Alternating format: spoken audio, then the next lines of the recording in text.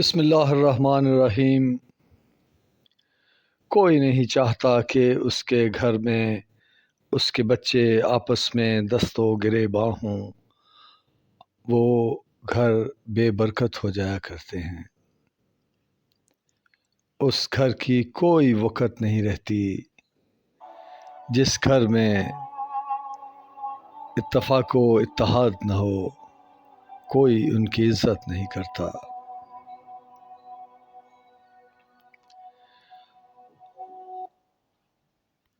ہر والد اپنے بیٹوں میں اتفاق دیکھنا چاہتا ہے۔ اگر اس کے بیٹے کسی بات پر ایک دوسرے سے لڑنے لگیں تو وہ ان میں صلح کروانے کی کوشش کرتا ہے۔ وہ چاہتا ہے کہ وہ ایک دوسرے کے ساتھ محبت کا سلوک کریں۔ پیغمبر اسلام صلی اللہ علیہ وسلم ہماری امت مسلمہ کے روحانی باپ ہیں۔ کیا وہ پسند کرتے کہ شاہراہوں اور چوراہوں میں بآواز بلند مسلمان ایک دوسرے کے لیے طعن و تشنیع اور ایک دوسرے کو دھمکیاں دیں اور دنگا و فساد کریں؟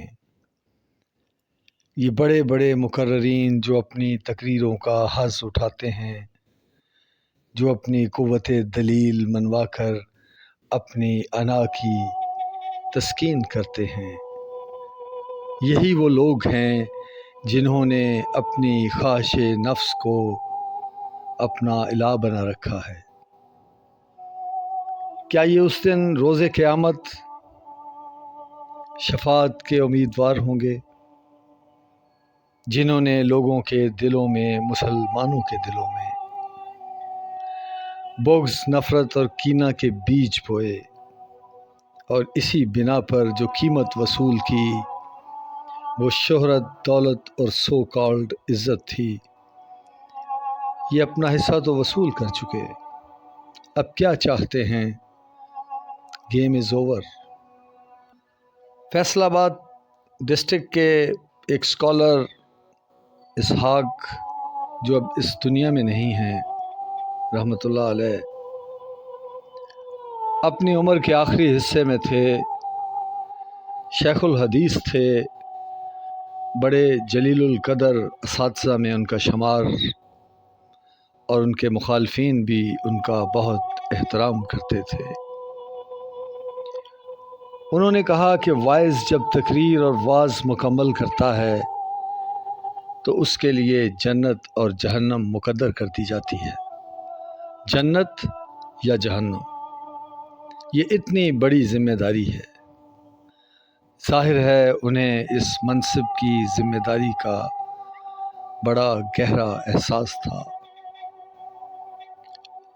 اور یہ عمر کا آخری حصہ تھا، اور انہیں پتہ تھا کہ اب ان کے پاس زیادہ وقت نہیں۔ انہوں نے پوری دنیا کے سامنے اعلان کیا، اور ان کے الفاظ ہیں: لوگوں سن لو، تمام تاریخی جھگڑوں کا فیصلہ روز حشر خدا پر چھوڑ دو اور ایک دوسرے پر رحم کرو۔ یہ شیعہ، سنی، اہل حدیث سب مسلمان ہیں، اور اپنے نیک اعمال کے باعث سب لوگ جنت میں جائیں گے۔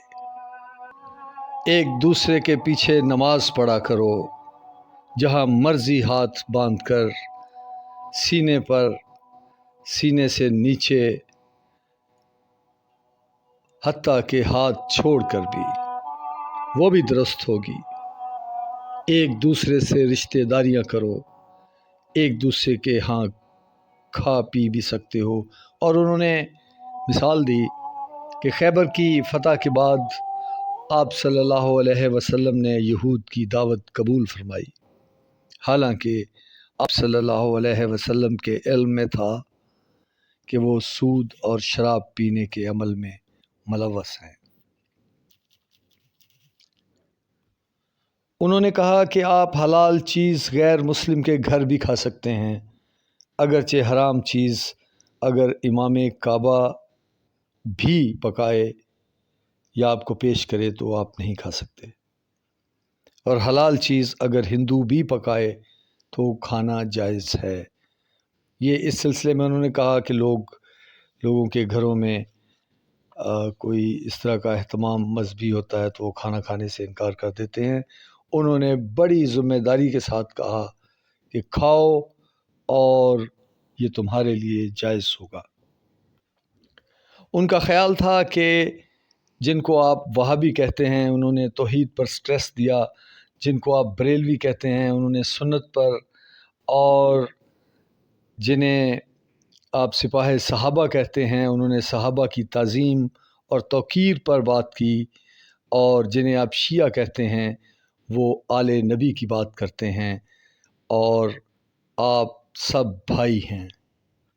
انہوں نے کہا کہ کوئی ایسی چیز جس کا دین کے بنیادی عقائد سے تعلق نہ ہو اس کو دین کا حصہ بنانا، اور جو اس کو نہ کرے اس کو کافر کہنا بالکل غلط رویہ ہے۔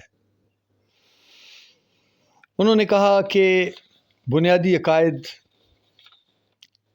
جیسے توحید، رسالت اور ختم نبوت، یعنی آپ صلی اللہ علیہ وسلم کے بعد کوئی نبی نہیں آئے گا، اور انبیاء پر، الہامی کتابوں پر، ملائکہ اور آخرت پر ایمان، ان کے علاوہ جتنے بھی مسائل ہیں رائی کا پہاڑ نہ بنایا کرو، یہ فساد پھیلانے کا عمل ہے اور اس سے باز رہو۔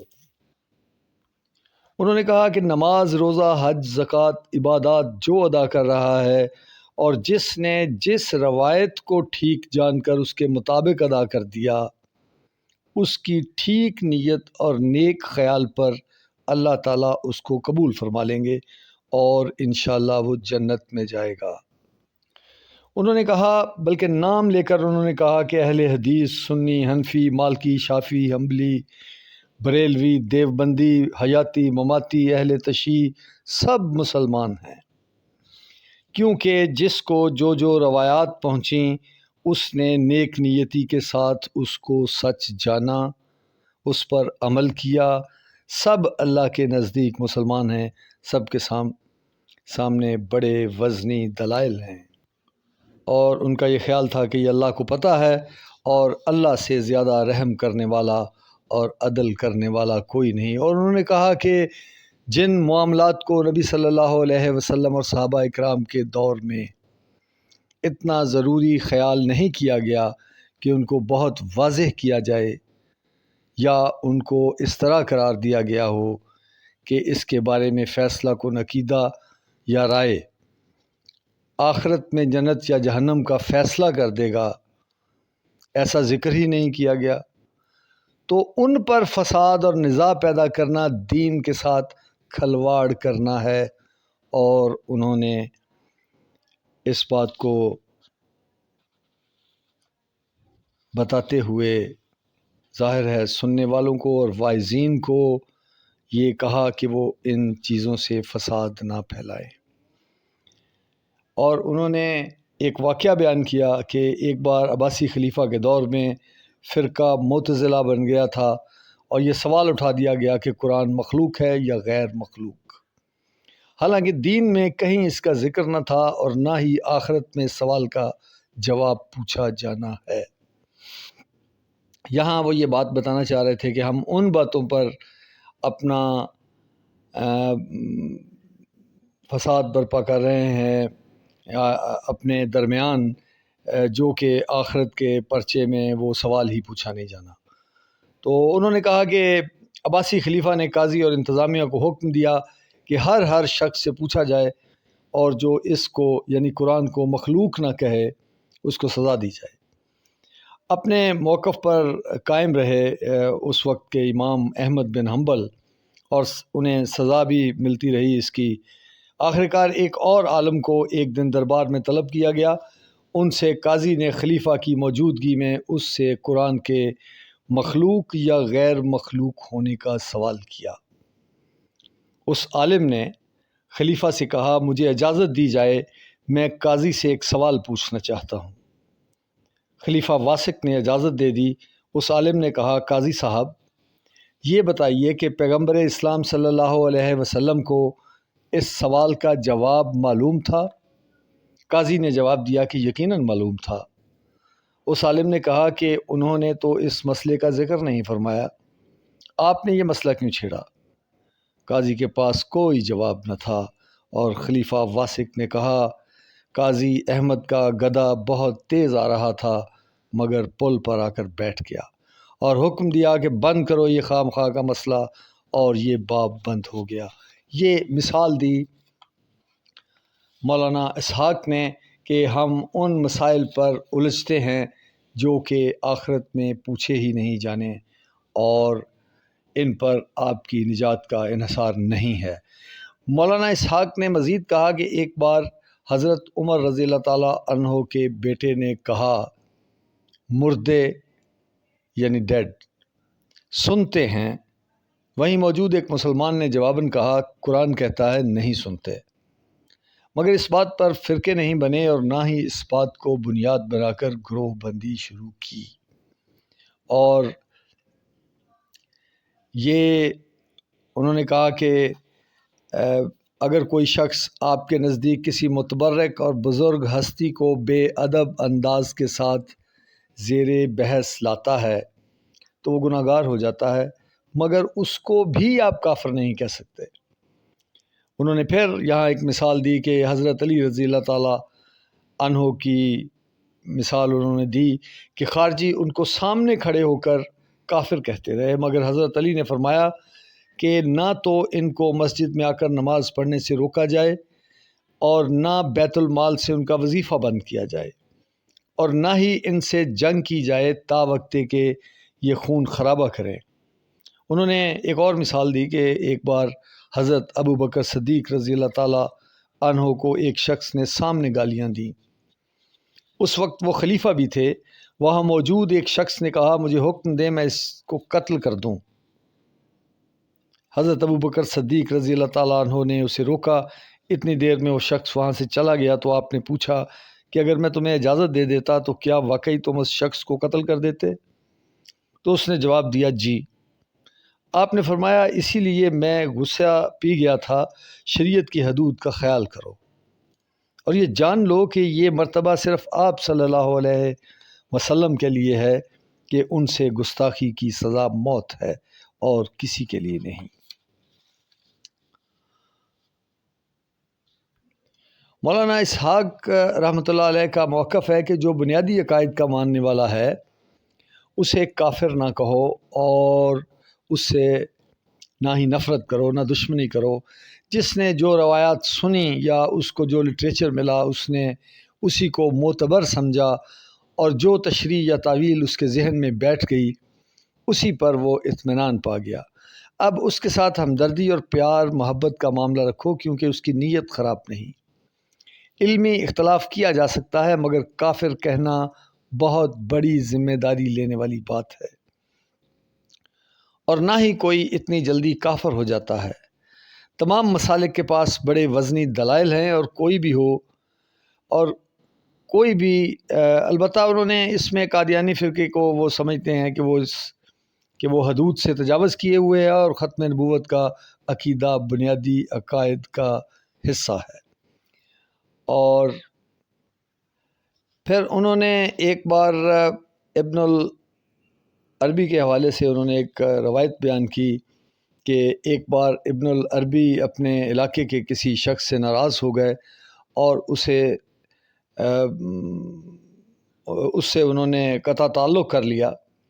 ان کی خواب میں پیغمبر اسلام صلی اللہ علیہ وسلم تشریف لائے اور انہوں نے فرمایا کہ تم فلاں آدمی سے نفرت کیوں کرتے ہو؟